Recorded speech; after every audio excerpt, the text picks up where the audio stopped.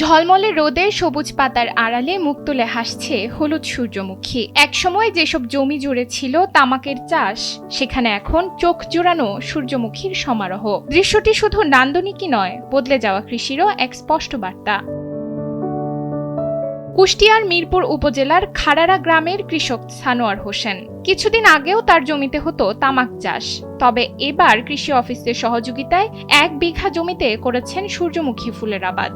ফলন হয়েছে আশানুরূপ। স্বল্প খরচ আর ভালো দামের সম্ভাবনায় নতুন করে স্বপ্ন দেখছেন তিনি। আগে তামাক চাষ করতাম, তামাক চাষের বদলে আমি ফুল চাষে লাগিয়েছি। এখন আমি মনে করছি যে ফুল চাষ করি, আমি আরো আশপাশের কিছু লোকে আমি চেষ্টা করবো যে এটা লাগানোর বুদ্ধি আমি দেব। ফুলটা খুব ভালো, আরো গ্রামের মানুষ অনেক জায়গায় মানুষ দেখতে আসছে, দেখছে, আরো আমার কি অনেক লোক তেল চাচ্ছে। তো আমি মনে করছি যে এটা আমি তামাক আর কোনোদিন আবাদ করবো না, আমি ফুল চাষটাই করব।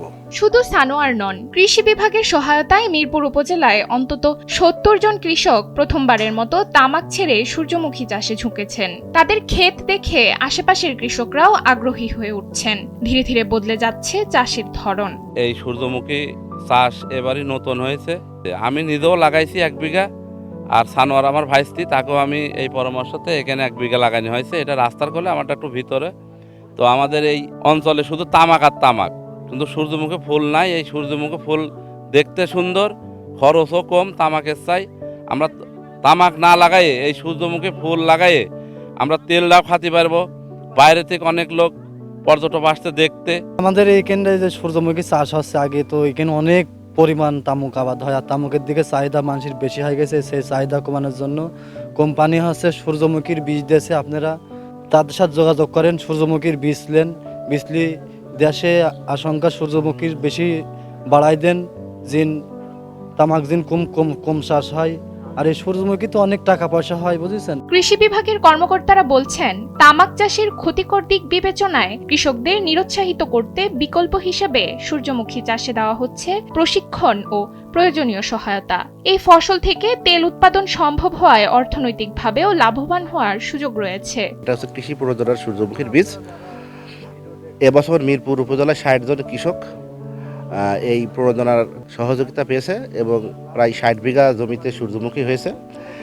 আমাদের কৃষক সানোয়ার হোসেন 1 বিঘা জমিতে তিনি সূর্যমুখী করেছেন এবং প্রথম অবস্থায় তার কিন্তু আগ্রহ ছিল না। এখন এটা 90 থেকে 100 দিনের এটা ফসল এবং বর্তমানে কিন্তু তার মুখে একটা হাসি ফুটেছে। এখানে গত বছরও পর্যন্ত কিন্তু তামাক চাষ হয়েছে, কিন্তু সরকারের একটা প্রণোদনা কর্মসূচি ছিল আমাদের রবি সিজনে।